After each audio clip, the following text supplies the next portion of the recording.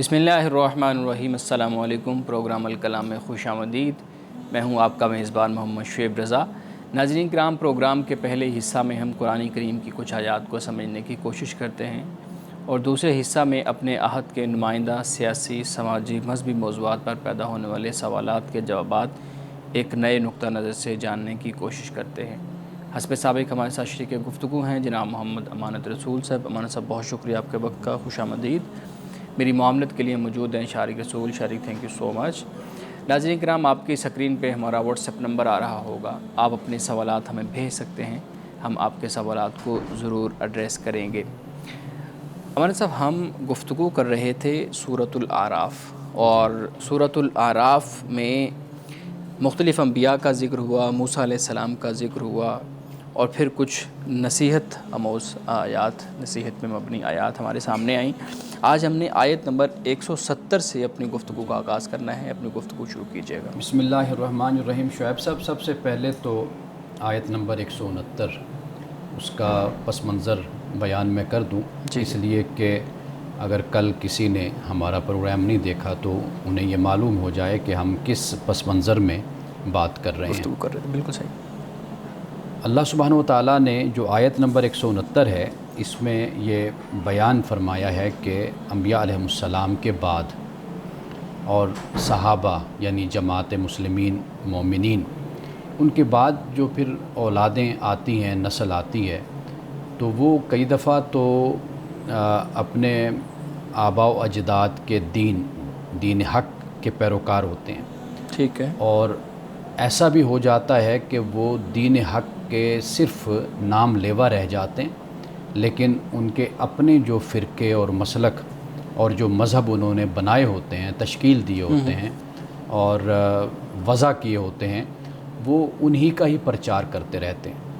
اور جو انہوں نے اپنا فرقہ بنایا ہوتا ہے یا اپنے نظریات بنائے ہوتے ہیں، اس کا پس منظر یہ ہوتا ہے کہ وہ اپنی خواہشات نفس، اپنے مفادات، ان کو در حقیقت تحفظ دینا چاہتے ہیں اور ان کے مطابق زندگی گزارنا چاہتے ہیں، اور ان نظریات کے ساتھ ہی ان کی محبت بھی ہوتی ہے، عقیدت بھی ہوتی ہے، تعلق بھی ہوتا ہے۔ تو وہ جو خدا کا دین ہوتا ہے وہ تو ایک طرف رہ جاتا ہے، وہ پھر ان کی سیکنڈ پریورٹی بن جاتا ہے۔ وہ سیکنڈ پریورٹی کیا، وہ ان کی پریورٹی رہتی نہیں ہے، ان کی پریورٹی بس وہی ان کا اپنا گھڑا ہوا جو دین اور مذہب ہوتا ہے وہ بن کر رہ جاتا ہے۔ صحیح۔ اور وہ اسی کو ہی کرائٹیریا بھی بنا لیتے ہیں، معیار بنا لیتے ہیں کہ کسی کو اگر انہوں نے مسلم کہنا ہے تو اسی معیار پر کہنا ہے، کسی کو کافر کہنا ہے تو اسی معیار پر کہنا ہے۔ تو یہ بات یہاں پر بیان کی، اور اس کا جو نتیجہ نکلتا ہے آیت نمبر 169 میں جو اللہ سبحانہ و تعالیٰ نے بیان کیا ہے، وہ نتیجہ یہ نکلتا ہے کہ وہ دنیا کے بندے بن کر رہ جاتے ہیں، مال اور دولت کے، اور جو ان کے پاس ہوتا ہے اس سے بھی مزید ان کی طلب ہوتی ہے کہ مزید ان کو مال اور دولت ملے۔ یہ قرآن پاک نے آیت نمبر 169 میں ان کی اس سائیکی کو، اس نفسیات کو بیان کیا ہے۔ اور پھر اب اس کے بعد جب ہم آیت نمبر 170 پڑھتے ہیں، اب آپ دیکھیے، فرمایا وَالَّذِينَ يُمَسِّكُونَ بِالْكِتَابِ وَأَقَامُوا الصَّلَاةَ، اور جو کتاب کو مضبوطی سے تھامے رکھتے ہیں اور نماز قائم کرتے ہیں، اِنَّا لَا نُضِيعُ أَجْرَ الْمُصْلِحِينَ، تو اللہ فرماتا ہے کہ بے شک ہم جو اصلاح کرنے والے ہیں یا نیکی کرنے والے ہیں، ہم ان کے اجر کو ضائع نہیں کرتے۔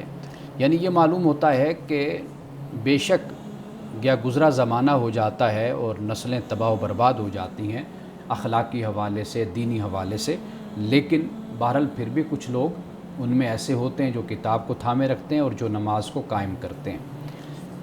پھر بھی لوگ کچھ نہ کچھ تعداد میں موجود ہوتے ہیں، چاہے کم تعداد ہو، تعداد کم ہو زیادہ ہو، بہرحال وہ ہوتے ہیں، اور اللہ یہ فرماتا ہے کہ ہم ان کے اجر کو ضائع نہیں کرتے۔ تمسک بالکتاب، اس کی بڑی تاکید ہے، یعنی رسول اللہ صلی اللہ علیہ وسلم کی احادیث سے بھی ہمیں یہ معلوم ہوتا ہے کہ آپ نے اپنی امت کو، صحابہ کو تمسک بالقرآن کی تعلیم دی، تمسک بالکتاب کی۔ حضرت علی رضی اللہ تعالیٰ عنہ سے ایک روایت ہے، اس میں آپ نے قرآن مجید کے اسی تمسک اور قرآن پاک کو تھامے رکھنے کی آپ نے تلقین فرمائی، اور پھر آپ نے یہ بھی فرمایا کہ قرآن ایسی کتاب ہے کہ جس کے عجائبات کبھی ختم نہیں ہوں گے، اس کی تازگی جو ہے یہ کبھی بھی ختم نہیں ہوگی۔ یہ رسول اللہ نے ایک طویل حدیث ہے قرآن مجید کے حوالے سے، آپ نے بیان فرمائی ہے۔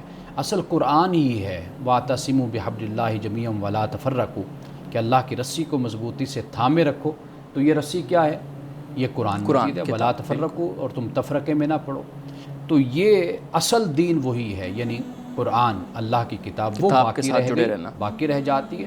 باقی جو کچھ ہوتا ہے اس پہ پھر اختلافات بھی ہوتے ہیں، انتشار بھی ہوتا ہے، افتراق بھی ہوتا ہے، وہ پھر معاملات چلتے رہتے ہیں۔ صحیح۔ تو اگر کسی قوم نے متحد رہنا ہے، امت نے، تو پھر اس کا طریقہ یہی ہوتا ہے کہ وہ قرآن کو تھام لے، اپنی کتاب کے ساتھ جڑی رہے۔ اچھا مولانا صاحب، آپ نے اپنی گفتگو میں ذکر کیا کہ انبیاء کے جو وارث ہوتے ہیں، یعنی جو پیچھے ان کے فالورز ہوتے ہیں، ان کی جو نسلیں ہوتی ہیں، اس میں کم لوگ رہ جاتے ہیں جو حقیقی جو پیغام ہوتا ہے اس کو ماننے والے، اس کو آگے پرچار کرنے والے۔ اس طرح تو پھر دنیا بنانے کا مقصد فوت نہیں ہو جاتا؟ یہ بھی تو ایک اعتراض ہوتا ہے نا کہ اللہ رب العزت نے اتنی بڑی کائنات بنائی ہے اور اپنا پیغام انبیاء کے ذریعے، اتنے بڑی تعداد میں انبیاء کے ذریعے پیغام پہنچایا، لیکن اگر آج لوگ اس پیغام کو نہیں مان رہے تو اس کا مطلب ہے بہت تھوڑے لوگ ہیں جو سیدھی راہ کی طرف چل رہے ہیں۔ تو اللہ رب العزت کا اس دنیا کو بنانے کا تو مقصد پھر فوت ہو گیا نا۔ وہ تو پھر وہ فرشتوں کی بات سچی ثابت ہو گئی کہ یہ فساد پھیلائے گا دنیا کے اندر اور لڑائی جھگڑے کرے گا۔ اللہ سبحانہ و تعالیٰ نے انسان کو پیدا کیا تو دو چیزیں اللہ نے عطا کی ہیں انسان کو۔ ایک اللہ نے علم عطا کیا ہے اور ایک انسان کو قدرت عطا کی ہے۔ علم اور قدرت، ان دونوں طریقوں سے دونوں باتوں کا امکان ہوتا ہے، یعنی تعمیری اور مثبت بھی، اصلاح کا بھی، اور اسی کے ذریعے سے فساد بھی رونما ہو سکتا ہے، برپا ہو سکتا ہے۔ فرشتوں نے جس بات کی طرف اشارہ کیا تھا وہ اس پہلو کی طرف تھا کہ یہ زمین پر فساد پھیلائے گا اور خون بہائے گا، لیکن اللہ سبحانہ و تعالیٰ نے جب علم کی بات کی اور قدرت کی بات کی تو یہ بھی بتایا کہ اس کا جو ایک پوزیٹیو پہلو ہے، ایک مثبت اور تعمیری پہلو ہے، وہ یہ ہے کہ یہی انسان جو ہے یہ دنیا میں تحقیق کرے گا، دریافت کرے گا، کائنات میں نے اس کے لیے بنائی ہے، اس مسخر کرے گا۔ اور جسے اسماء کا لفظ استعمال کیا گیا، مفسرین اکرام نے اسماء سے مراد تکوینی علوم مراد لیے ہیں، کائناتی علوم، یعنی سائنسی علوم آپ کہہ لیجئے، یہ مراد لیے۔ تو لہٰذا فرشتوں کی نظر تو فساد کی طرف تھی، خون بہانے کی طرف تھی، لیکن خدا کی نظر انسان کے اس جوہر کی طرف تھی، صلاحیت کی طرف تھی کہ اس کو میں نے علم بھی دیا اور اس کو میں نے قدرت بھی دی۔ آپ ہی کے سامنے ہے کہ اس دنیا میں دونوں طرح کے دونوں طبقات موجود ہیں، ایسے لوگ بھی موجود ہیں اور ایسے گروہ بھی موجود ہیں کہ جنہوں نے انسانیت کی بڑی خدمت کی، بڑا کام کیا۔ ایسے لوگ بھی موجود ہیں کہ جنہوں نے انسانیت کو تباہ و برباد کیا، خدا کی زمین کو اجاڑا اور ویران کیا ہے، ایسے لوگ بھی موجود ہیں۔ تو اصل جو بات ہے وہ خدا نے یہ کائنات صرف اس اصول پر، آزمائش کے اصول پر بنائی ہے کہ انسان کو مہلت دی گئی، وقت دیا گیا، انسان کو اختیار اور ارادہ دیا گیا، اس کا امتحان ہے۔ اب یہ چیز بالکل موضوع سے ہٹ کر ہو جاتی ہے کہ ہم اب یہ باتیں کرنا شروع کریں یا ہم یہ کہیں کہ اللہ سبحانہ و تعالیٰ نے یہ کائنات تو بنائی ہے لیکن پھر لوگ تو اس کی نافرمانی کر رہے ہیں، فرما برداری تو سارے نہیں کر رہے۔ تو یہ یعنی موضوع ہی نہیں ہے نا۔ اصل جو چیز ہے وہ یہ ہے کہ خدا نے کیوں بنایا اور وہ آزمائش ہے انسان کے لیے۔ اب انسان چاہے صحیح راستے پر چلے یا صحیح راستے پر نہ چلے، اب آزمائش اور امتحان اور اس کا نتیجہ اس کو اگلی زندگی میں ملے گا۔ صحیح۔ تمسک بالکتاب کی آپ نے بات کی ہے۔ ہمارے ہاں بہت سے گروہ، بہت سی جماعتیں، اکثر ہم دیکھتے ہیں کہ جب وہ ان کے اجتماعات ہوتے ہیں، ان کی گیدرنگز ہوتی ہیں تو اس کا نام ہوتا ہے اتحاد امت، جیسے اتحاد امت کانفرنس ہے اور اتحاد امت سیمینار ہے۔ اچھا، یہ جب تمسک بالکتاب کا ایک ہمارے سامنے ایک عنصر موجود ہے اور قرآن کریم اس کی وضاحت کر رہا ہے، پھر واعتصموا بحبل اللہ جمیعا، وہ بھی آیت ہمارے سامنے ہے، اس کے باوجود مختلف گروپس ہیں، مختلف فرقے ہیں، گروہ ہیں، لیکن ہر تیسرے دن اتحاد امت کانفرنس بھی ہوتی ہے، ڈیوائیڈڈ بھی، ہمیں وہ ڈویژن بھی نظر آتی ہے۔ تو اگر تمسک بالکتاب کے ساتھ جڑ کے رہنا اتنا آسان ہے کہ اس سے سارے مسئلے حل ہو جاتے ہیں، تو پھر یہاں مسئلے حل کیوں نہیں ہو رہے؟ دیکھیے، تمسک بالقرآن ہمارے ہاں جو کچھ ہوتا ہے نا، دنیا میں کہیں بھی ایسا نہیں ہوتا۔ یہ تمسک بالقرآن کا جو تصور آپ نے بیان کیا ہے اتحاد امت کے حوالے سے، میرے پاس ایک نوجوان آئے، انہوں نے میرا انٹرویو کیا، تو ان کا خیال، ان کا ذہن یہ تھا کہ شاید ہمارا ادارہ یہ کوئی کسی حوالے سے تحریک چلاتا ہے یا چلائے گا یا کچھ اس طریقے سے انقلابی تحریک جماعت بنائے گا یا بناتا ہے اور آگے اس طرح سوسائٹی سے. میں نے انہیں کہا کہ بھئی کبھی بھی ان جلسوں سے، جلوسوں سے اور تحریکوں سے کبھی بھی نہ امت کھڑی ہوتی ہے، نہ امت کی تعلیم ہوتی ہے، نہ کردار بنتا ہے، نہ اخلاق بنتا ہے. آپ اگر دنیا کی تاریخ پڑھ کر دیکھیں، جب تک قومیں اور قوموں کے جو اہم لوگ ہیں یعنی اہل علم ہیں، دانشور ہیں، جب تک انہوں نے اپنی قوم کی تربیت پر توجہ نہیں کی، یعنی توجہ صرف یہ نہیں ہوتی کہ ایک خاص پہلو پر، جب تک زندگی کے مختلف شعبوں کے لوگ اپنے اپنے شعبوں میں جب تک علمی حوالے سے اور تحقیقی حوالے سے ایک ذوق اور ایک مزاج پیدا نہیں کرتے اور قوم کو آگے نہیں لے کر چلتے، اس وقت تک قومیں کبھی بھی ان جلسوں سے، جلوسوں سے، تحریکوں سے اور اتحاد امت کی کانفرنسز سے اس سے کچھ بھی نہیں ہوتا. ایک وقتی ابال ہوتا ہے، وقتی جذبات ہوتے ہیں اور وقتی عقیدت اور محبت کا اظہار ہوتا ہے. باقی اس کے علاوہ اس کا کوئی نتیجہ نہیں ہوتا. تو آپ پھر دنیا یہ میں دیکھ لیجئے، آپ پھر یہ اتحاد امت جو کانفرنسز ہوتی ہیں یا اتحاد امت کے جتنے بھی پلیٹ فارمز ہیں، آپ سب ان کو غلط، آپ اس کو غلط میں سمجھتے غلط ہیں؟ نہیں کہتا، یعنی کہ ایک سماجی ضرورت کے تحت، ایک وقتی ضرورت کے تحت تو آپ اس کو استعمال کر سکتے ہیں، لیکن آپ اس کو مستقل حل کسی صورت بھی نہیں مان سکتے. مستقل حل یہی ہے. مثال کے طور پر میں ہمیشہ یورپ کی مثال دیا کرتا ہوں کہ رینیسانس جو ہم دیکھتے ہیں وہاں پر نشاط ثانیہ، اب انہوں نے ایک ایک چیز کو فوکس کیا، یعنی ان کا جو فوک کلچر ہے انہوں نے اس پر کام کیا، انہوں نے اپنے لٹریچر پر کام کیا، انہوں نے اپنی پوئٹری پر کام کیا، انہوں نے اپنی سیاسیات پر کام کیا، سائنس اور ٹیکنالوجی پر کام کیا. انہوں نے زندگی کے ہر شعبے میں وہ انقلاب لائے. ایجوکیشن کے حوالے سے لوگوں کو اس طریقے سے انہوں نے تیار کیا کہ وہ علم اور تحقیق میں ان کو اعلیٰ ذوق پہ پہنچا دیا. جب تک ہم اس طریقے سے تبدیلی نہیں لاتے اپنے معاشرے میں تو اس وقت تک ہم کسی کا مقابلہ نہیں کر سکتے. یہ جو آپ بیان کر رہے ہیں یہ ایک وقتی طور پر قوم کو متحد کر دینا یا قوم کے اندر ایک شعور بیدار کر دینا یا قوم کو کسی خاص مسئلے پر ایک نالج دے دینا، ان کو بتا دینا کہ بھی یہ بھی مسئلہ اس ٹائم دنیا میں ہے یا پاکستان میں ہے، اس کا ایک وقتی فائدہ تو ہے، لیکن ایک پوری قوم کو آپ اٹھاتے ہیں، اس کی تربیت اور تعلیم کرتے ہیں یا نشاط ثانیہ آپ چاہتے ہیں تو وہ اس طرح جلسے جلوسوں سے، ان چیزوں سے کبھی بھی ممکن پھر خود نہیں بخود اتحاد امت ہو جاتا ہے. ہم بریک لے لیں، اس کے بعد سوال کرتے ہیں. ناظرین کرام، یہاں وقت ہوا چاہتا ہے ایک بریک کا، ہمارے ساتھ رہیے گا.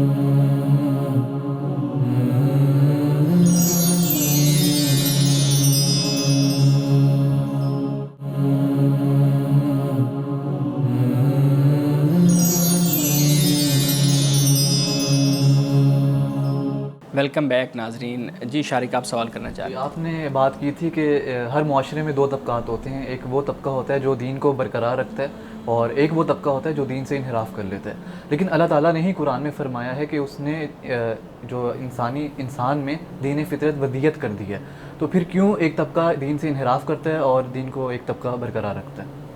دیکھیے، یہ آگے جا کر ہم انشاءاللہ پڑھیں گے. جو آپ نے سوال رکھا ہے تو وہاں پر اس کا جواب بھی ہمیں تفصیل سے مل جائے گا. میں مختصر بس یہ عرض کروں گا کہ اللہ سبحانہ و تعالیٰ نے اپنی ذات کا شعور انسان میں رکھا ہے، لیکن اس شعور کے باوجود یہ کبھی نہیں بھولنا چاہیے کہ انسان کو ارادہ اور اختیار بھی دیا گیا ہے.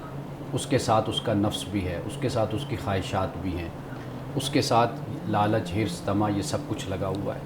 تو وہ انحراف بھی کرتا ہے، وہ منہ بھی پھیرتا ہے، وہ نافرمانی بھی کرتا ہے. اگر وہ یہ نہ کرے تو پھر اس کے ارادہ اور اختیار کے تحت جو آزمائش اور امتحان ہے پھر وہ فلسفہ ختم ہو جائے. پھر وہ آزمائش والا یا آخرت والا سارا پورا فلسفہ معاملہ ختم ہو جاتا ہے.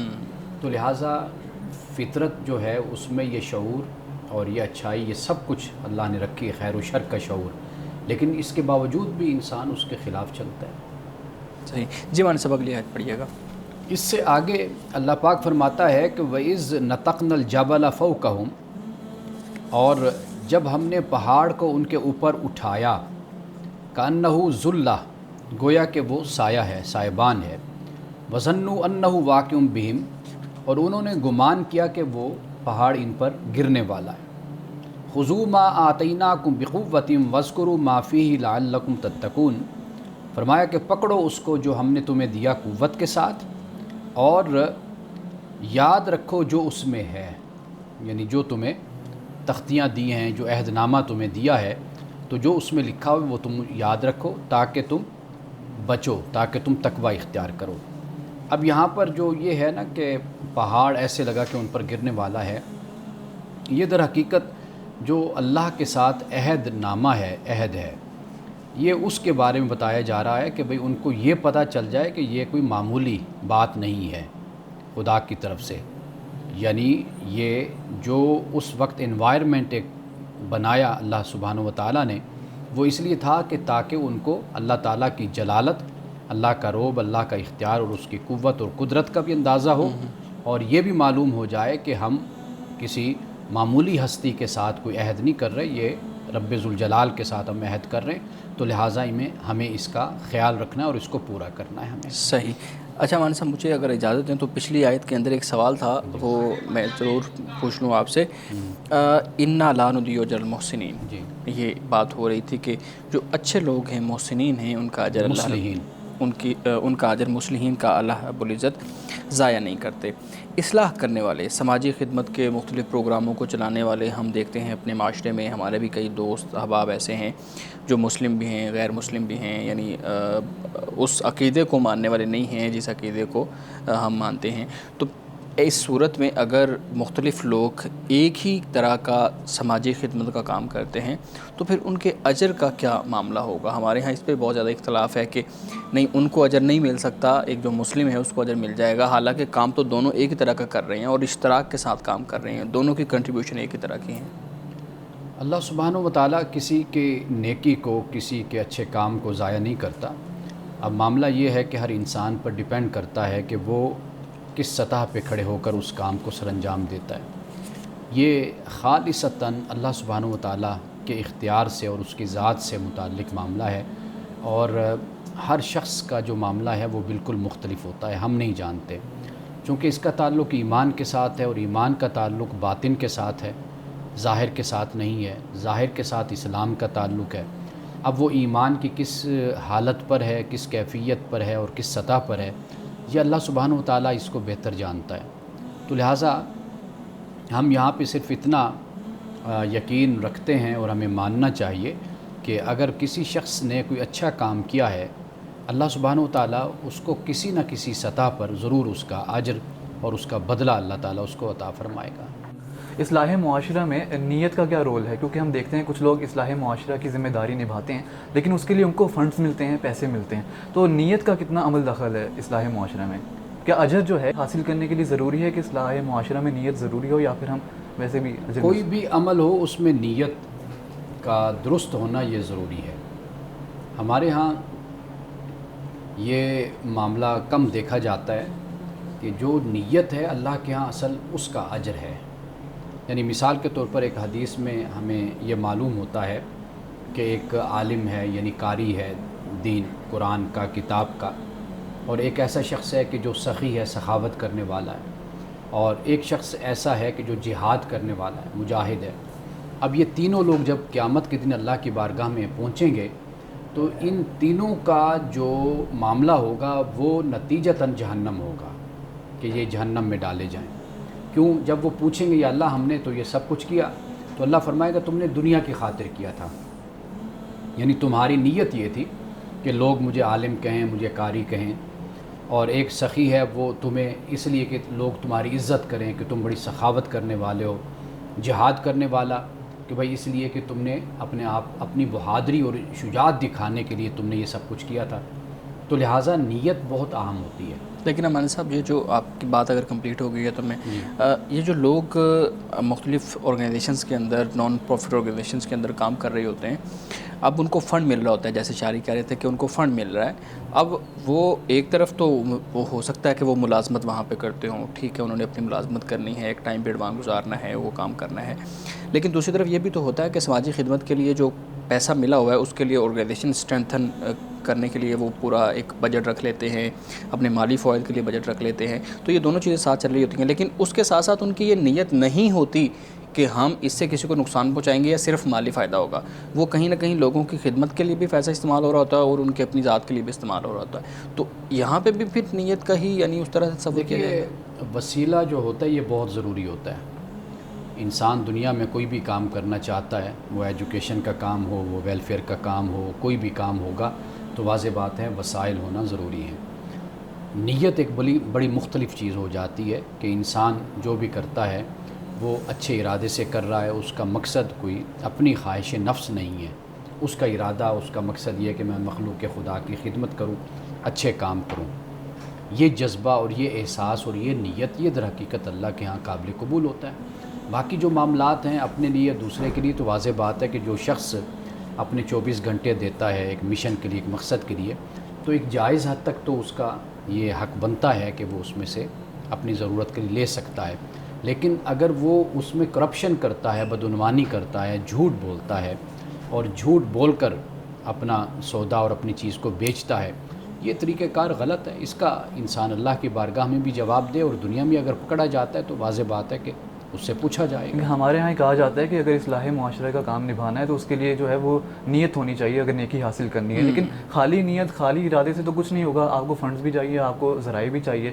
تو اگر ذرائع جس کی نیت ہے، جو پیسہ لگا سکتا ہے، اور اگر وہ شخص جس کے پاس ارادہ ہے، ٹیلنٹ ہے، اگر دو لوگ کولیب وہ کر لیں تو میرے خیال میں دونوں کو اجر ملنا چاہیے۔ اس مالی فائدہ بھی ہوگا اور سماجی خدمت کا کام بھی ہوگا۔ بالکل، دونوں کو اس کا فائدہ ہے۔ یعنی رسول اللہ نے صلی اللہ علیہ وسلم نے یہ فرمایا کہ راستہ جو دکھانے والا ہے اس کو بھی اتنا اجر ملتا ہے جو اس راستے پر چلتا ہے، عمل کرتا ہے۔ تو لہٰذا اگر ایک شخص نے سہولت پیدا کر دی کسی کے لیے کہ اس کے اندر ٹیلنٹ ہے، اس کے اندر تعلیم ہے، شعور ہے، وہ کام کر سکتا ہے، انتظامی صلاحیت اس کے اندر ہے، اور ایک شخص کے پاس مال ہے، وہ اسے کہتا ہے کہ بھئی تم اللہ کی راہ میں کام کرو، مخلوق خدا کی خدمت کرو، میں تمہیں سپورٹ کرتا ہوں، تو دونوں کو خدا کے ہاں اجر ملے گا۔ صحیح صحیح، بہت شکریہ امان صاحب۔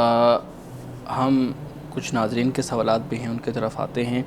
پچھلے دنوں ایک بحث چل رہی تھی جس میں یہ کہا گیا کہ نماز کب مکمل ہوتی ہے، سلام پھیرنا دونوں طرف چاہیے یا ایک طرف سلام پھیرنے سے نماز مکمل ہو جاتی ہے۔ میں آپ کے سامنے سوال رکھتا ہوں، پوچھتے ہیں جی، کیا نماز مکمل کرنے کے لیے دونوں طرف سلام پھیرنا ضروری ہے، یا جب آپ نے نماز کا ایک سرٹن حصہ پڑھ لیا ہے اس کے بعد آپ کی جو نماز کی جو بنیادی اور ضروری چیزیں تھیں وہ مکمل ہو گئی ہیں، اب آپ سلام پھیریں یا نہ پھیریں؟ تو آپ اس پہ بات کیجیے۔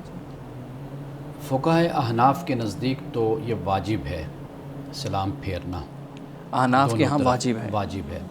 اور جو جمہور ہیں یعنی علماء احناف کے علاوہ جو دیگر اسکول آف تھاٹ ہیں، فقہا ہیں، ان کے نزدیک یہ نماز کا رکن ہے، یعنی نماز ہی نہیں ہوتی اگر کوئی سلام نہیں پھیرتا دونوں طرف۔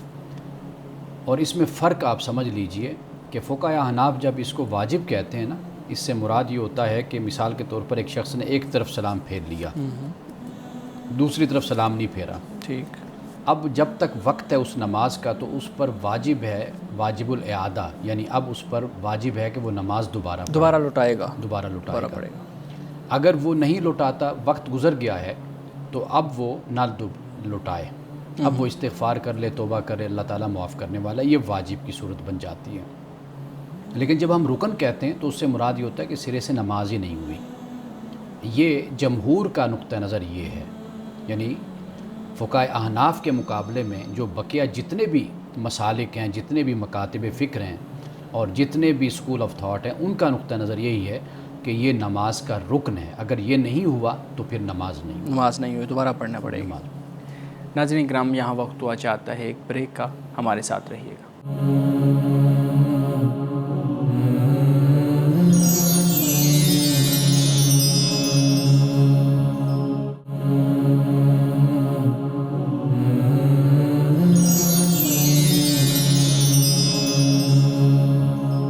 پروگرام میں ایک دفعہ پھر خوش آمدید۔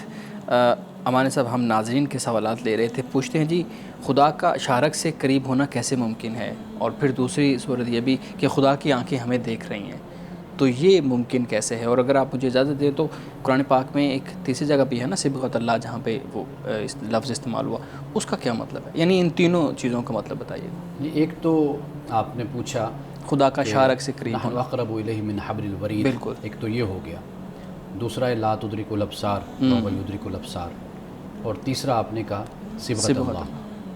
پہلا جو سوال ہے کہ اللہ تعالیٰ شاہرگ کے سے بھی زیادہ قریب ہے، اس سے مراد یہ ہے کہ اللہ کا جو علم ہے اور اللہ کی جو قدرت ہے وہ لامحدود ہے اور انسان خدا کے اختیار سے باہر نہیں ہے. ٹھیک ہے جی. ٹھیک. یعنی انسان خدا کے کنٹرول میں ہے، اس کے اختیار میں ہے.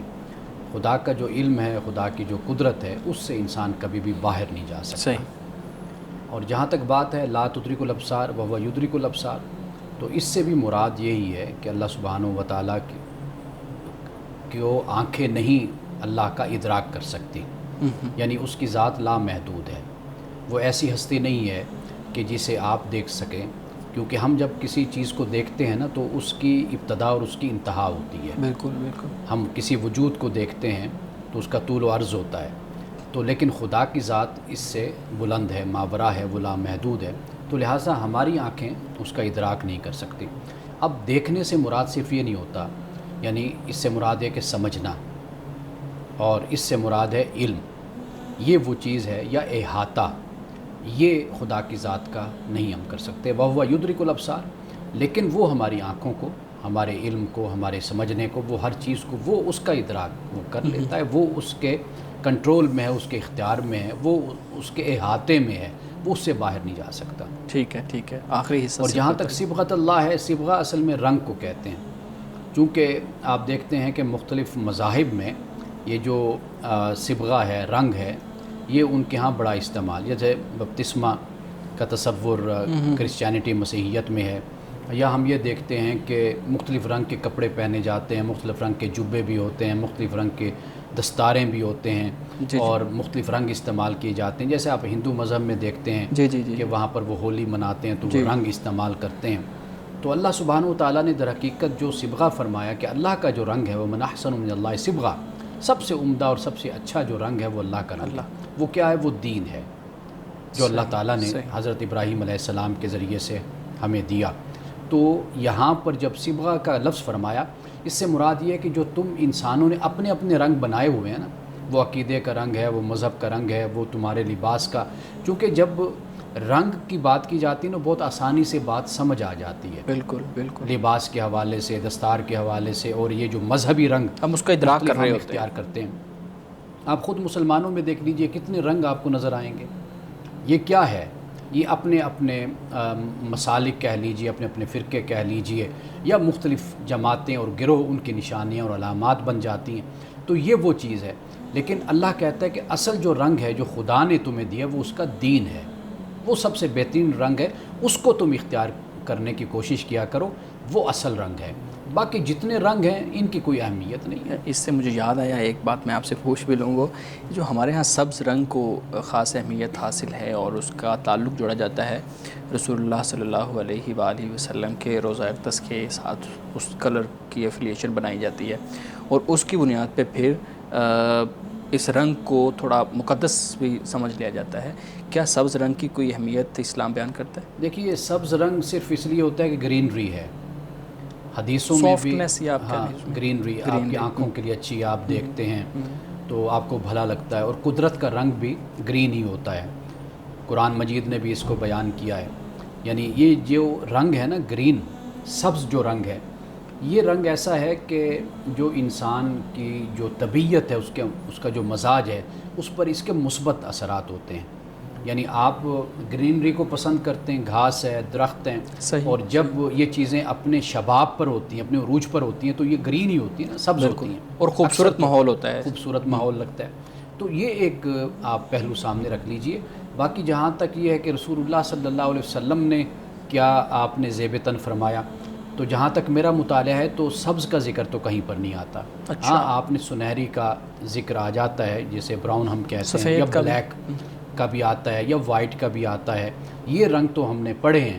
لیکن یہ جو گرین کلر ہے، یہ رسول اللہ صلی اللہ علیہ وسلم کے مزار پر جو گنبد ہے، اس کا رنگ اب سبز ہے. اس سے پہلے سبز نہیں تھا. ہاں، یہی میں پوچھنا چاہ رہا تھا، یہ کب سبز ہوا پھر؟ ہاں، یہ غالباً خلافت عثمانیہ کے بعد یہ سبز رنگ ہوا. یعنی اس سے پہلے سبز نہیں تھا؟ سبز نہیں تھا. اچھا. تو لہٰذا اس طرح کی جو نسبتیں اور تعلق ہم قائم کرتے ہیں، بناتے ہیں، در حقیقت جو تعلق ہمارا رسول اللہ صلی اللہ علیہ وسلم سے ہونا چاہیے وہ ایمان کا تعلق ہے اور وہ عمل کا تعلق ہے. یعنی رسول اللہ صلی اللہ علیہ وسلم جو دین لائے، ہم اس دین کو مانیں، اس پر ایمان لائیں، اور دوسری بات یہ کہ اس دین کے مطابق ہم زندگی گزاریں۔ یہ رسول اللہ کی بعثت کا مقصد تھا۔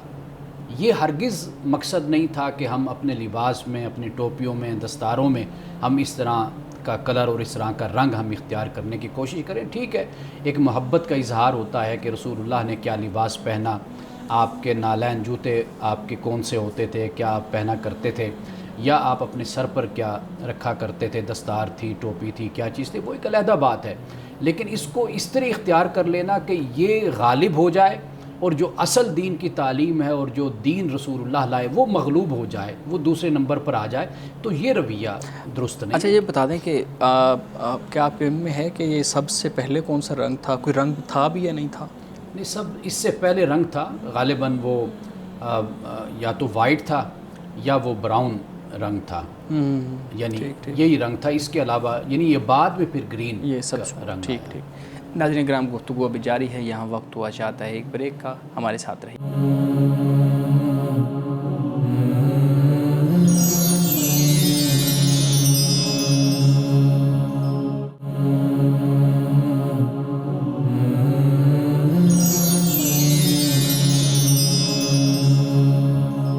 پروگرام میں ایک دفعہ پھر خوش آمدید۔ امن صاحب، آپ بات کر رہے تھے رسول اللہ صلی اللہ علیہ وسلم کے روضہ مبارک کے جو رنگ ہے سبز، تو میں نے آپ سے پوچھا تھا کہ اس سے پہلے کیا رنگ تھا، کوئی رنگ تھا بھی یا نہیں تھا؟ اچھا، میں ترتیب سے آپ کو بتا دیتا ہوں کہ خلافت عثمانیہ کے جو سلطان تھے نا، بادشاہ محمد فاتح، ان کے آنے سے پہلے جو رنگ تھا وہ سفید تھا۔ اچھا، پھر اس کے بعد سبز رنگ شروع ہوا جو آج تک قائم ہے۔ یعنی اب جو حکومت ہے یا آل سعود جب آئے تو انہوں نے اسی رنگ کو برقرار رکھا جو سلطان محمد فاتح نے جو کیا، یعنی جو سبز رنگ اختیار کیا، تو وہ اب تک چلا آ رہا ہے۔ لیکن سلطان محمد فاتح سے پہلے جو رنگ تھا آپ صلی اللہ علیہ وسلم کے مزار کے اوپر جو گنبد ہے اس کا، وہ سفید رنگ تھا۔ سفید، ٹھیک ٹھیک۔ یہ شارق آپ سوال رکھیے گا مولانا صاحب سے۔ آج جب مرد یا لڑکے شادی شدہ جوڑوں کو دیکھتے ہیں اور بیویوں کو رویہ شوہروں کے ساتھ دیکھتے ہیں تو وہ سوچتے ہیں کہ ہم شادی نہ کریں تو یہ بہتر فیصلہ ہوگا، تو کیا یہ بہتر فیصلہ ہے جب وہ قیاس کرتے ہیں شادی شدہ جوڑوں کو دیکھتے ہوئے کہ ہم شادی نہ کریں؟ دیکھیے، اس طرح کے کیسز مختلف ہوتے ہیں۔ اصل معاملہ یہ ہوتا ہے کہ جب کوئی نوجوان بچہ یا بچی اپنے ماں باپ کو دیکھتے ہیں نا گھر میں ہمیشہ لڑتے ہوئے اور عدم برداشت کا مظاہرہ کرتے ہوئے، یا وہ دیکھتے ہیں اپنے آس پاس، کئی دفعہ کافی کیسز ایسے سامنے آ جاتے ہیں کہ جن میں وہ طلاق بھی دیکھتے ہیں، جن میں لڑائیاں اور جھگڑے بھی دیکھتے ہیں اور بے امنی بے سکونی بھی دیکھتے ہیں، تو وہاں پر ریاکشن میں رد عمل میں وہ کہتے ہیں کہ جی ہم نے شادی نہیں کرنی۔ یہ ایک وجہ۔ لیکن میں یہ مشورہ دوں گا کہ کسی بھی معاملے میں انتہا پر نہیں جانا چاہیے نوجوانوں کو۔ دونوں طرح کے کیسز معاشرے میں موجود ہوتے ہیں، یعنی اچھے لوگ بھی ہوتے ہیں، یعنی میاں بیوی خوش بھی ہوتے ہیں آپس میں اور اچھا وقت بھی گزارتے ہیں، ایسے بھی کیسز ہوتے ہیں کہ جن میں میاں بیوی آپس میں لڑتے ہیں۔ یہ ڈیپینڈ کرتا ہے آپ پر۔ یعنی ایک تو کبھی بھی شادی کے معاملے میں جلد بازی جو ہوتی ہے یہ نہیں ہونی چاہیے، جیسے محبت کا بھوت سوار ہو گیا بچے پر یا بچی پر کہ جی میں نے یہاں پر شادی کرنی ہے۔ اور ایسے بہت سے کیسز میں نے دیکھے ہیں خاص طور پر بچیوں کے حوالے سے، کہ وہ یہ دیکھتی ہیں کہ یہ لڑکا مالدار ہے اور خاندانی پس منظر اس کا بہت اچھا ہے، بڑا مضبوط ہے، تو لہٰذا وہ اس لڑکے کے ساتھ شادی کر لیتی ہیں، یا وہ لڑکا تیار ہو جاتا ہے شادی کرنے کے لیے، تو پھر بعد میں بہت سے مسائل ان کے ہاں پیدا ہوتے ہیں جو براہ راست، یعنی میں خود جس کا آپ کہہ لیجئے کہ آئی وٹنس بھی ہوں، وہ میرے پاس آتے بھی ہیں، اپنے مسائل بیان بھی کرتے ہیں۔ تو اس لیے ہر کسی کی اپنی زندگی ہوتی ہے، کسی کی وجہ سے انسان کوئی فیصلہ نہ کرے۔ ہاں، یہ طریقہ ضرور اختیار کرنا چاہیے کہ دوسروں سے سبق انسان حاصل کرے، یعنی جب یہ دیکھتا ہے کہ بھئی وہاں طلاق ہوئی کیوں ہوئی، وہاں پر آپس میں جھگڑے ہیں تو کیوں جھگڑے ہیں، اس کا کانسیکوینسز دیکھے جائیں، کیا رویہ تھا، کیا طریقہ تھا جس کی وجہ سے یہ مسائل پیدا ہوئے، تو سمجھدار لوگ جو ہوتے ہیں وہ اپنے آپ کو ان رویوں سے بچاتے ہیں، اپنے آپ کو ان باتوں سے بچاتے ہیں کہ جس سے طلاقیں ہوتی ہیں، جس سے مسائل پیدا ہوتے ہیں۔ میں نے کئی ایسے کیسز دیکھیں کہ کئی بار نوجوانوں کو جلدی ہوتی ہے کہ وہ شادی جلدی کر لیں، لیکن پھر وہ آہستہ آہستہ سیکھتے ہیں، ایکسپیرینس کرتے ہیں، تو پھر اس نتیجے پر پہنچتے ہیں کہ اگر ہم شادی نہ کریں یا 40 سال کی عمر تک کر لیں تو زیادہ بہتر ہوگا، کیونکہ انسان جو ہے ہر 10 سال بعد چینج ہوتا ہے، تو اس کی پریفرنسز، اس کی ویلیوز، اس کی بلیف چینج ہوتے رہتے ہیں۔ تو کیا شادی کی جو عمر ہے، بہترین عمر، وہ کیا ہے؟ دیکھیں، انسان جس عمر میں بھی ہو نا، گزرا ہوا وقت انسان ہمیشہ اس طرح نظر ڈالتا ہے کہ اس کو بے شمار غلطیاں اس میں نظر آتی ہیں، تو اس طرح تو وہ مرتے دم تک شادی نہیں کرے گا۔ بالکل۔ تو اصل جو بات ہوتی ہے وہ یہ ہوتی ہے کہ انسان پرفیکٹ نہیں ہے۔ وہ جو میں فلسفے کی زبان میں آپ کو بتایا کرتا ہوں کہ انسان پرفیکشنسٹ ہے، یعنی بہترین کی طرف، بہتر سے بہترین کی طرف انسان بڑھتا رہتا ہے، اپنے سفر کو جاری رکھتا ہے، اور آخری وقت تک انسان مطمئن نہیں ہوتا۔ اس کو اپنی ذات میں بھی، معاشرے میں بھی، اپنے لوگوں میں بھی، اپنے کام میں بھی، ہر جگہ پر اس کو ایک کمی سی، نقص سا، عیب سا اس کو نظر آتا رہتا ہے۔ تو لہٰذا یہ سفر انسان کو جاری رکھنا چاہیے، اور میاں بیوی دونوں یہ بات اپنے ذہن میں رکھ لیں کہ ہم انسان ہیں، ہمیں کمی بھی ہے، ہم میں عیب بھی ہیں، نقائص بھی ہیں ہم میں۔ ہم کبھی بھی اس طریقے سے اگر آئیڈیلزم کے پیچھے بھاگتے رہیں گے تو ممکن ہے کہ میں اپنا کوئی آئیڈیل تلاش کر لوں اور پھر اس کا آئیڈیل میں نہ ہوں، بالکل، یہ پھر بھی مسئلہ ممکن کھڑا ہو ہے۔ جائے گا۔ تو لہٰذا زندگی گزارنے کا طریقہ یہی ہوتا ہے کہ کمپرومائز ہوتا ہے، اور اپنی سمجھ سے، اپنے تجربے سے انسان جو فیصلہ کرتا ہے وہ پھر اس پر عمل کرتا ہے۔ یہ انسان کر سکتا ہے، باقی مستقبل کا علم وہ اللہ کے پاس ہے۔ مولانا صاحب آج کے حدیث مبارکہ بیان کیجیے گا۔ رسول اللہ صلی اللہ علیہ وسلم نے فرمایا، کن فی الدنیا کأنک غریب او عابر سبیل، فرمایا دنیا میں ایسے رہو گویا تم اجنبی ہو یا کسی راہ چلتے مسافر کی طرح دنیا میں رہو۔ یعنی اس سے مراد یہ ہے کہ تم دنیا میں رہو، دنیا تم میں نہ رہے۔ جب انسان دنیا کو اپنے اندر ٹھکانہ دے دیتا ہے، یعنی حرص کو، لالچ کو، طمع کو، تو پھر حرام اور حلال اور جائز اور ناجائز کو وہ بھول جاتا ہے۔ تو اس دنیا میں انسان کو رہنا چاہیے اجنبی کی طرح، مسافر کی طرح، اور حقیقتاً انسان یہاں پر مسافر ہی ہے۔ اسے آج نہیں تو کل، کل نہیں تو پرسوں ضرور اپنے رب کی بارگاہ میں حاضر ہونا ہے۔ ناظرین کرام، اس دعا کے ساتھ اپنے پروگرام کا اختتام کریں گے۔ اللہ رب العزت حسن کلام اور تاثیر کلام عطا فرمائے، ہماری زبان کی گروں کو کھول دے اور سننے والوں تک خیر کا پیغام پہنچے۔ اجازت دیجیے، خدا حافظ۔